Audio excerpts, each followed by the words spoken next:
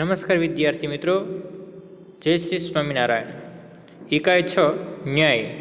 વિદ્યાર્થી મિત્રો, આ કહાનીને આપણે એક નાના વિડીયોની અંદર થોડો અભ્યાસ કર્યો છે.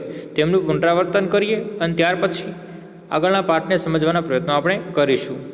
તો વિદ્યાર્થી મિત્રો જોઈએ, તમને કહાની સાંભળવી તો ગમતી જ હશે. તો જોઈએ આપણે વિદ્યાર્થી મિત્રો કે પહેલાંના સમયમાં ઈરાકની રાજધાની બગદાદમાં એક વેપારી રહેતો હતો. તેનું નામ અલી ખ્વાજા હતું. વેપારમાં નફારૂપે તેની પાસે 1000 સોના મોહર થઈ ગઈ. એટલે તેણે પવિત્ર મક્કાની જાત્રા કરવાનું નક્કી કર્યું. તે એકલો જ હતો, તેથી તેણે પોતાની પાસેના સોનાના સિક્કા પોતાના મિત્રને ત્યાં મૂકી જાત્રાએ જવા વિચાર્યું. જાત્રામાં ખર્ચ માટે તેણે 500 મોહરે પોતાની પાસે રાખી. બાકીની 500 મોહર એક ઘડામાં રાખી તેમાં તેલ ભર્યું. અલી ખ્વાજા પોતાના પડોશી મિત્ર વાજિદના ઘરે ગયા. તેમણે પોતાની જાત્રાની વાત કરી અને કહ્યું, આ તેલનો ઘડો તમારે ત્યાં મૂકી જાત્રાએ જવા ઈચ્છું છું. મક્કાની જાત્રાએથી પાછા આવી ઘડો લઈ જઈશ. વાજિદે પોતાના ભોંયરાની ચાવી આપી અને કહ્યું કે તમે જાતે જ ઘડો ભોંયરામાં મૂકી આવો. જ્યારે જાત્રાએથી પાછા આવો ત્યારે તે સ્થળેથી લઈ લેજો. અલી ખ્વાજા ઘડો મૂકી જાત્રાએ જવા નીકળી ગયા. એક દિવસ વાજિદના ઘરે ભોજન સમારંભ એટલે જમણવાર હતો. જાત જાતના પકવાન રસોઈ બનાવતા હતા. તે તેલ ખૂટી ગયું. રાતનો સમય હતો. વાજિદની પત્ની વિચારમાં પડી. તેણે અલી ખ્વાજાનો તેલનો ઘડો યાદ આવ્યો. તેણે વાજિદને કહ્યું, ભોંયરામાંના ઘડામાંનું જરૂર પૂરતું તેલ લઈ આવો. અત્યારે રાતના સમયે બજાર દુકાન તો બંધ હોય છે. કાલે સવારે બજારમાંથી તેલ લાવી ઘડામાં ભરી દઈશું. ખ્વાજા આજે રાતે આવીને તો તેલનો ઘડો નહીં માંગી લે ને. અગાઉ આપણે વિદ્યાર્થી મિત્રો આટલી વાત કરી ચૂક્યા છીએ. હવે વિદ્યાર્થી મિત્રો આગળ આપણે સમજવાનો પ્રયત્ન કરીએ. बीवी की बात सुनकर वाजिद तह खाने में गया. पत्नी बात मानी वाजिद भोंयराમાં गयो. जब घड़े की सील खोलकर तेल निकालने लगा तब घड़े में से सिक्कों की आवाज़ आई.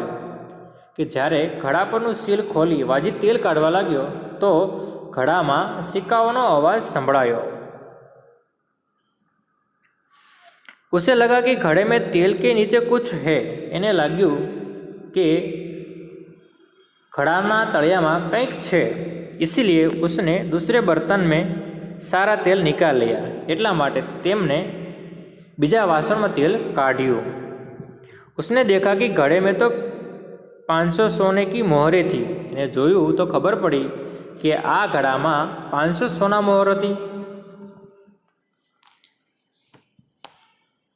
उसने उन मोहरों को अपनी तिजोरी में छिपा कर रख दिया और तेल लाकर बीवी को दे दिया. अगले दिन उसने बाजार से नया तेल लेकर घड़े में भर दिया. उसे वैसे ही सीलबंद कर दिया जैसे कि ख्वाजा अली ने किया था. तेने आ मोहरो पोतानी तिजोरीમાં મૂકી દીધી અને તેલ લાવીને પત્નીને આપ્યું. બીજા દિવસે બજારમાંથી તેલ લાવીને ઘડામાં ભરી દીધું અને ખ્વાજાએ જે રીતે ઘડાને સીલ કર્યો હતો એવી રીતે સીલ કરી દીધું. कुछ दिनों के बाद ख्वाजा मक्का की यात्रा से वापस आया. घर में अपना सामान रखकर वह सीधा वाजिद के घर गए और अपनी यात्रा की सारी बातें बताई. પછી તો કેટલાક દિવસો વયા ગયા, પસાર થઈ ગયા અને ખ્વાજા મક્કાની યાત્રા પૂરી કરીને પાછા ફર્યા. ઘરમાં બધો સામાન મૂકી સીધા વાજિદના ઘરે ગયા અને પોતાની જાત્રાનું વર્ણન કર્યું. फिर तेल का घड़ा लेकर वह घर आ गए. जब उसने घड़े का तेल निकाल कर देखा तो उसके पैरों तले जमीन खिसक गई.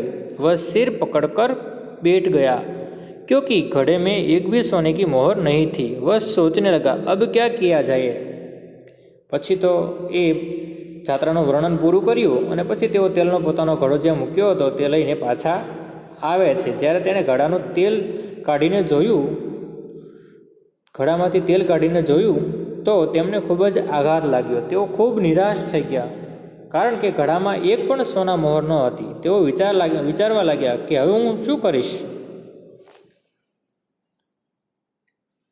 वह उल्टे पाव वाजिद के घर गया और अपनी मोहरें मांगने लगा.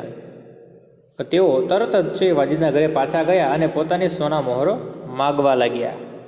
वाजिद ने कहा कि सीलबंद तेल का घड़ा आपको उसी स्थान से मिला जहां आप रख कर गए थे। वाजिदे કહ્યું કે તમે જે રીતે સીલબંધ ઘડો કર્યો હતો, તમે જ્યાં મૂકીને ગયા હતા ત્યાંથી જ તમે લીધો છે। मैंने तो उसे हाथ भी नहीं लगाया। मैं कैसे मान लूँ कि उसमें सोने की मोहरें थी? कि मैं तो એને હાથ પણ અડાડ્યો નથી અને હું કેવી રીતે માની લઉં કે તેમાં સોના મોહરો હતી। दोनों मित्रों में कहासुनी होने लगी।